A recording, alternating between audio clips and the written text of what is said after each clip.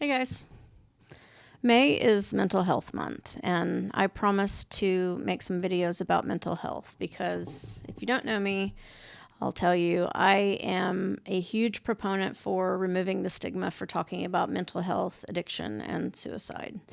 If we're not able to talk about these topics freely, then people are going to continue to live in shame and perhaps choose the worst possible outcome you could have. And that's exactly what happened to my sister, who dealt with mental illness, dealt with addiction, and she actually tried suicide 5 or 6 times before she was actually successful. And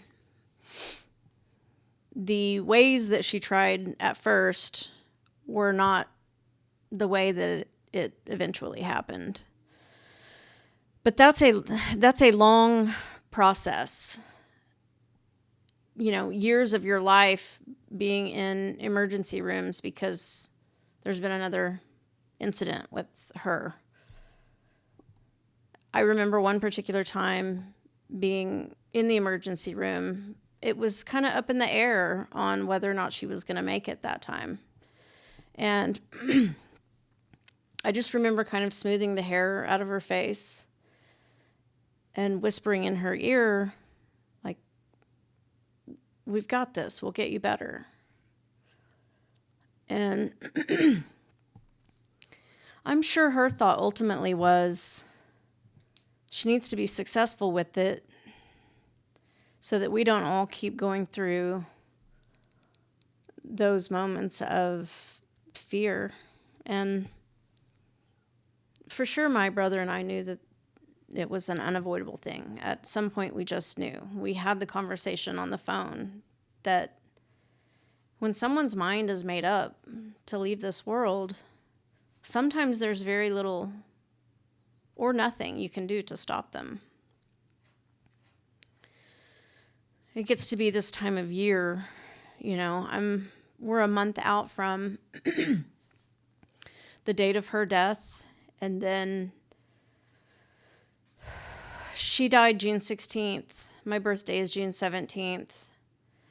That year, Father's Day was June 18th. So there's a whole lot that gets wrapped up in, you know, the time that she died. Special days for me, special days for my dad. She left gifts for us, and she left, a card for me. I didn't read the card for a year, probably. I just had it in my closet, and when I finally opened it, I think it said something like, "I always looked up to you. I hope you know, you've been such a great big sister to me. And in light of recent events," meaning her suicide, "I hope you can still enjoy your birthday."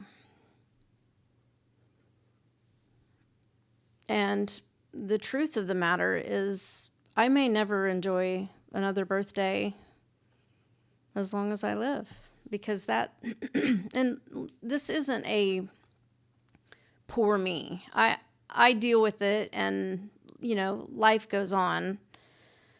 But in reality, you can't escape. You just can't escape it. And holidays are really hard for that. Anniversaries are hard. There are times that I think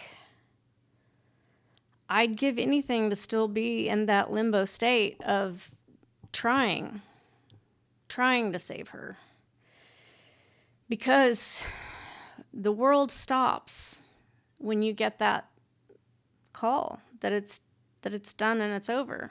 There's a finality with that was obviously different that time than any other time she had tried.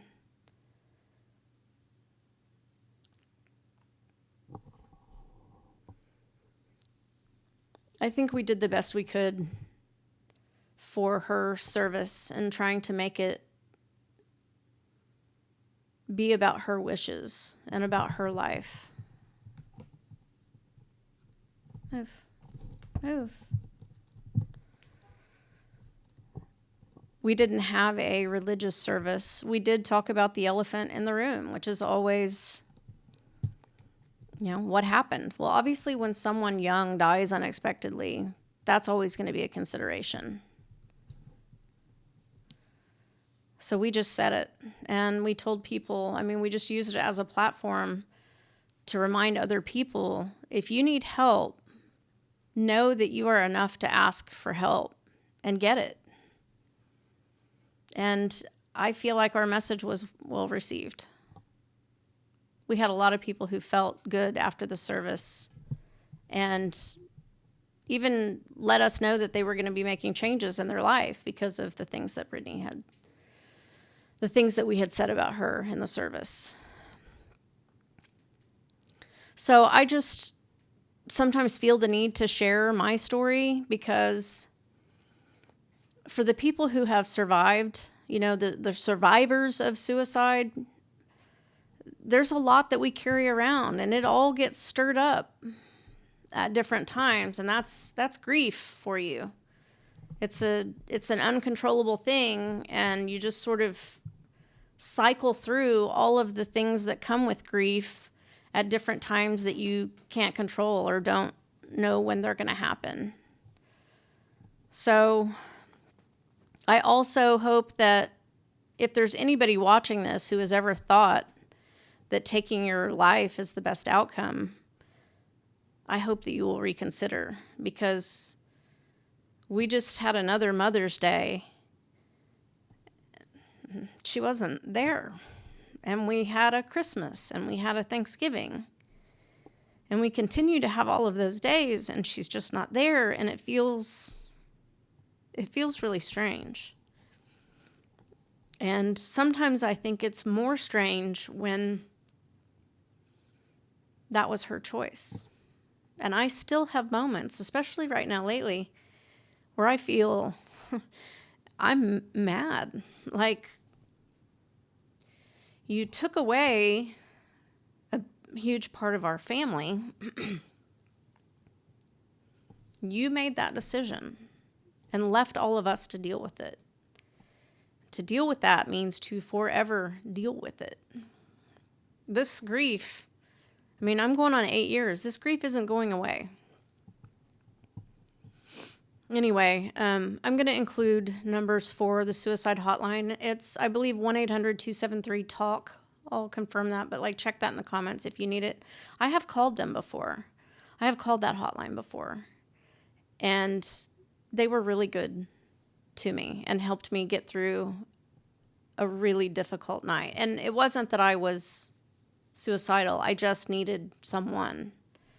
And they cared. The woman I spoke with cared enough to speak with me.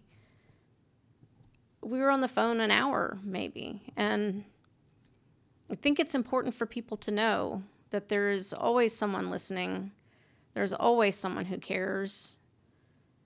Know that you have resources.